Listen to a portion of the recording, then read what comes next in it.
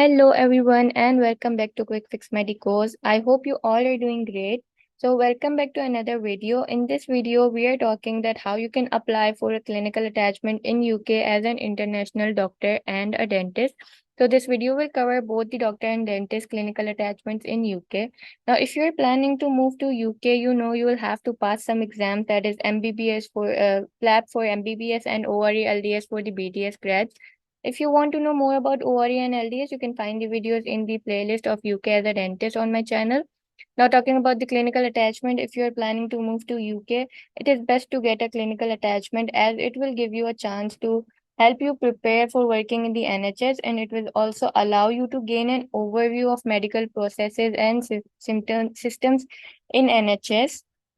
Now, the Canadian attachment will usually last for about 2 to 4 months and cost from £400. Now, one thing you need to know that these clinical attachments are unpaid, so you cannot earn through these, and your duties will be limited. That is, duties are generally limited to observing consultations, participating in patient administration, taking patient history, physical examinations, and observing surgery. So you will just be allowed to observe the processes that are going on, as they're just training you that how things work in the UK, and you cannot actively participate in the treatment of a patient. Now, talking about the eligibility, so you will need to meet the following conditions. That is, you need to submit a successful completion of a criminal records check. You have to give documents giving your proof of identity. If you're not a native English speaker, then of course you will have to submit the IELTS or OET certification. You have to occupational health clearance from get your occupational health clearance from the NHS Trust. Attendance at the doctor's induction day before the attachment commences, if applicable, and satisfactory references from referees cited in the application form. Now, talking about the visa, so generally international medical graduates from outside the EEA need a standard visa to come to the UK. Now, a standard visa is that visa for those seeking to undertake the activities set, for example, a tourism or visiting family or friends, or and this visa lasts for about 6 months. So what medical graduates usually do if they're planning to give PLAP 1 or the ORE LDS, so they get their visa for that. And if they pass the exam part 1, so when they're coming to give the part 2 exam, they also plan to get a clinical attachment done simultaneously, because the visa is for 6 months duration. So you can and your clinical attachment lasts for 2 to 4 months. You can easily get a clinical attachment done there while giving your part 2 exam. Now, the most important part of this video, like finding a clinical attachment, how you can find the clinical attachment, that is the main task. Now, you can easily search on the internet, including the NHS hospitals and postgraduate deaneries in your search. And of course, if you're having relatives, family, friends in an NHS hospital, you can also ask them to introduce you to a consultant in your specialty. And you can also try emailing the consultant yourself by looking at hospital websites. And if you want a demo that how you can apply for, like going to the hospital websites and how you can contact the doctors personally through emailing, so you can comment down below and I'll help you with it. And it is not difficult to get a clinical attachment, because you have to live on your own. It's unpaid, so they don't have to pay to you. You have to pay manage your expenses yourself, and your accommodation also yourself. So they don't usually mind for the approval of a clinical attachment, and it is easy. And here in this you can see a list of some examples of trust running clinical attachment programs. You can also search here. I'll provide the link in the description. This article is from a British Medical Association. I'll provide it in the link so you can go check yourself also. Now, how to apply? After finding a clinical attachment, of course, you need to know how to apply.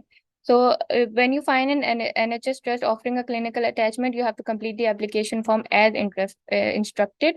So, you have to write a cover letter, and this step is the extremely important step actually, because if you're not covering the major points in your cover letter, so it's really of no use to apply. Now, your cover letter, you can see some points here. They have highlighted these points. That is, you need to add these points in your cover letter It's very important. Otherwise, again, it's of no use.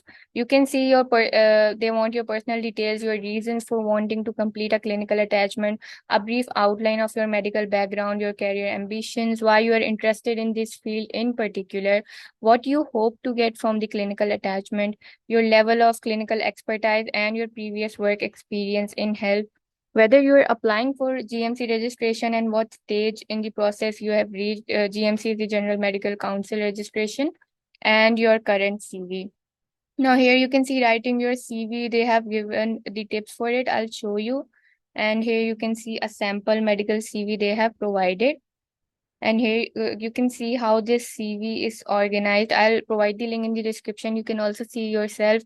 You can see how organized this is: the medical employment, education and qualifications, the awards and prizes, courses, meetings, and conferences that is attended by an individual. You can also add that your publications, your research, which shows your name, and the management of change, teaching, formal, informal, your job highlights, which job you have done, your interest, your references again.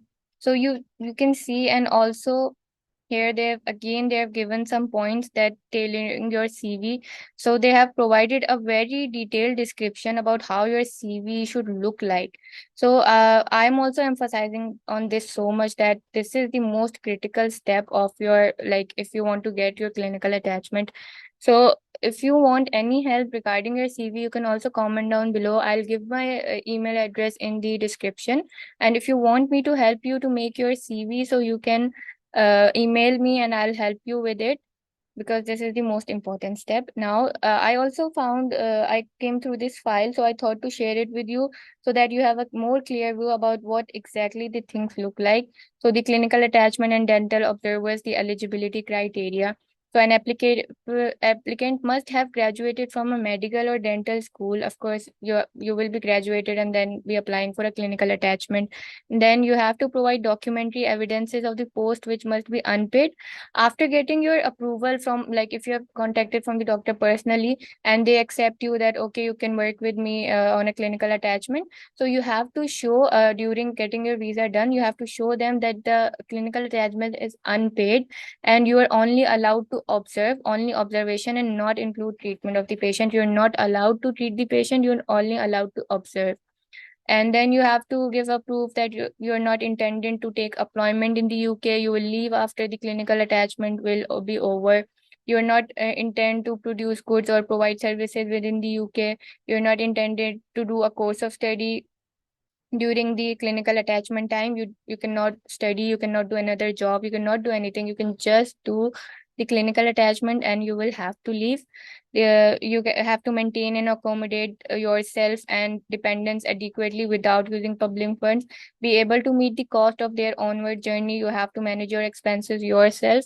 And if applying for an extension of leave in the UK, so they must have previously had leave in this category. That is, if you are applying for an extension, so you need to provide a proof that why you are asking for it. So if you have a lab test, you can ask as a postgraduate doctor, dentist, or trainee general practitioner, as a work permit holder for employment in the UK as a doctor or dentist, and not have already spent would spend as the result of a grant of leave more than 6 months in this capacity. So you have to provide, the last point says that you have to provide a proof that if you're asking for a visa extension, so that will be only for up to 6 months and you will have to leave after 6 months. So that's it for today, guys. I hope this video helped you. And if you have any questions, you can drop them in the comment section. And I have provided my email address in the description. You can also email me if you need any help regarding your CV or if you have any question. You can also email me and drop a comment. If you like this video, please hit the like button and do subscribe to my channel as I keep coming up with such videos. Also, I have some videos on my channel about working as a dentist in Canada, in UK, in UAE. So do check them out. And thank you for watching.